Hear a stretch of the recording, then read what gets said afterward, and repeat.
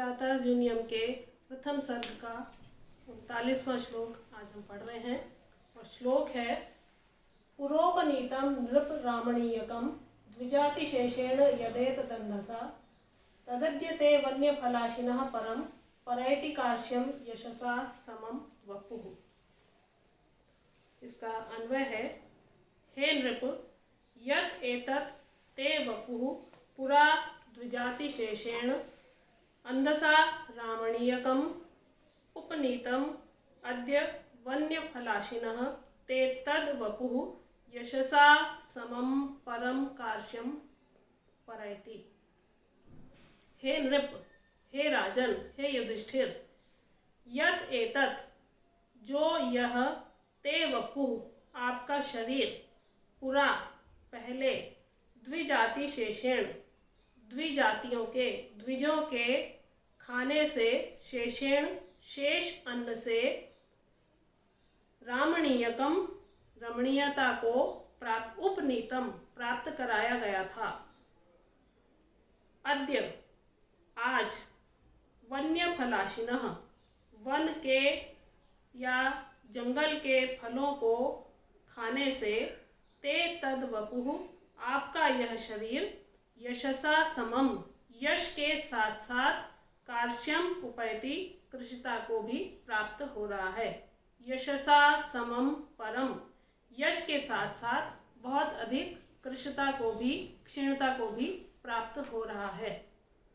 तो युधिष्ठिर और अन्य पांडवों की पूर्व की और वर्तमान दशा के बारे में हमने पिछले श्लोकों में पढ़ लिया है और उसी पर पुनः कटाक्ष करते हुए द्रौपदी अब युधिष्ठिर की कृश काया की ओर ध्यान दिलाते हुए या उसे इंगित करते हुए कह रही है कि आपका शरीर ब्राह्मणों के भोजन हो जाने के पश्चात, ये पूर्व की दशा है कि भोजन हो जाने के पश्चात उनसे जो बचा हुआ अन्न होता था उसका आप सेवन करते थे और उससे आपका शरीर सुंदरता को प्राप्त किए हुए था। और वही अब आपका शरीर जो है, यहाँ वन में मिलने वाले फलों का सेवन करने से कृशता को प्राप्त हो रहा है और इसके साथ साथ आपका यश भी क्षीण हो रहा है। यहाँ जो ब्राह्मण भोजन का उल्लेख हुआ है उसका उसको यज्ञ में भी परिगणित किया गया है, ब्राह्मण यज्ञ के नाम से। तो द्रौपदी के कहने का कथन ये अर्थ ये है, अभिप्राय ये है कि सम्मान पूर्वक लाया गया व किया गया जो भोजन है वो शरीर के साथ साथ चरित्र की सुंदरता में भी अभिवृद्धि करता है। और राजा जो है या राजा जो होता है उसके लिए दातृत्व का अभाव उसकी अपकीर्ति को फैलाता है, उसके लिए ये अकीर्तिकर है।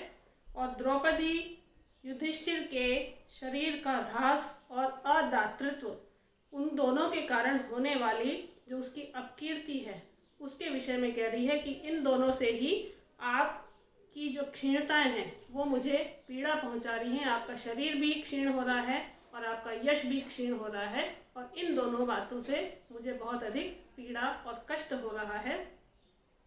दुर्योधन द्वारा राज्य हरण के पश्चात वनवासी हो जाने पर युधिष्ठिर की दातृत्व शक्ति परिस्थितिवश लुप्त प्राय हो रही है और उस कारण से भी तथा शत्रुकृत अपमानों का प्रतिकार न करने वाले क्षत्रिय युधिष्ठिर की कीर्ति भी क्षीण हो रही है। इन दोनों बातों से द्रौपदी यहाँ पर उन्हें युधिष्ठिर को अवगत कराते हुए इस तरह के वचन कह रही है। अब समास, द्विजातयः द्वे जाति जन्मनि येषां ते इति द्विजातयः बहुव्रीहि समास है। वन्यम वने भवम इति वन्यम, वन्यफलानि वन्यानि फलानि, यहाँ पर कर्मधारय समास है। कार्श्यम कृशस्य भावः इति कार्श्यम, और एक ही क्रिया से दो बातें कहना ये सहोक्ति अलंकार का लक्षण है, इसलिए यहाँ पर सहोक्ति अलंकार है।